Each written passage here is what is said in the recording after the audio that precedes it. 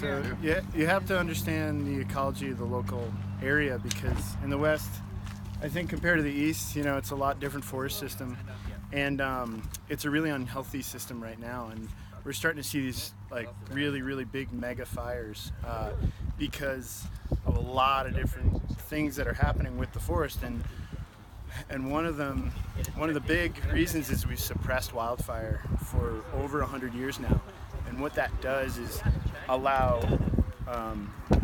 growth of all the trees, so nothing is, there's no balance there, so these trees grow up and then becomes overpopulated, so when fire does start, it becomes these big fires. When historically lightning would strike and it would burn here and then go out, burn here, and create this patchwork. Now we have continuous fuel, and that continuous fuel load is so advantageous for these big, huge fires. So when fire does occur, we're in a lot of trouble because it burns so big and hot that there's no recovery. So the work you guys have been doing in the 4 Mile area, Sunshine area, that's a place where it's really, really hard to reestablish forest because it has burned so hot. So those are the fires we're going to be continuing to see if mitigation doesn't happen. Taking out the fuel load, reintroducing in a controlled way wildfire back in those ecosystems, because it's so essential. Wildfire is like the wolf to ungulate herds, right? What happens when those herds get too big and they become stagnant? They become sick and weak, right? That wolf is the disturbance in that ecosystem and how that works. Fire is the same way in forests in the West. So when you say we've suppressed the wildfires, does that mean there has not been intentional controlled burns that have been done? So since about 1910, which is when the Forest Service was established a couple of years before then, and what happened in 1910 was this really, really big burn. So at that point, the Forest Service was something that was created and wasn't really liked by a lot of big money, because they could use these resources, our national parks. Why aren't we using that timber? Why aren't we mining it? Well, they were set up as national parks. So now the Forest Service was established, but really not funded at all. So this big, huge fire went across Idaho, Montana, Washington. And basically at that point, Forest Service said, hey, the reason you need to keep us around, because it was almost going to be, taken away. So basically the Forest Service said, hey, you need us to put out fire.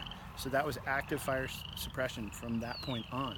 And so they understood the ecology, but the politics of the situation were that they needed to stay, as an agency. And that was one way they could do that. And so since then, every fire that starts, we put it out.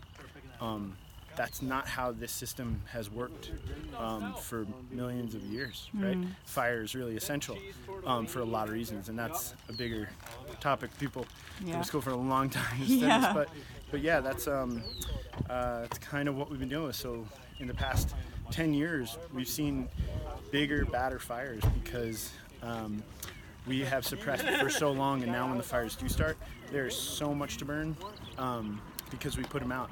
When they're allowed to burn, when it's a historical ponderosa stand, let's say, it works really well in that ecosystem. That nutrients gets put back, the weaker trees go away, you have this diversity in age. And so what's a good strategy, you think, for management is when they happen, just kind of allow them to happen? Yeah, and a lot of what happens is what we'll do if it's in an area where structures and people aren't threatened, we're going to allow that to burn. That's what needs to happen in many, many of these places. But a lot of the time that's tricky, because when it starts burning, it doesn't stop because there's so much fuel now. So most of the work that we do is going into an area, reducing fuel, reducing the tree density, getting crown spacing, taking all that fuel out, and then in a controlled way reintroducing that fire back into that ecosystem. And when you say fuel, what does that consist of? So trees. Okay. Trees, cast, litter,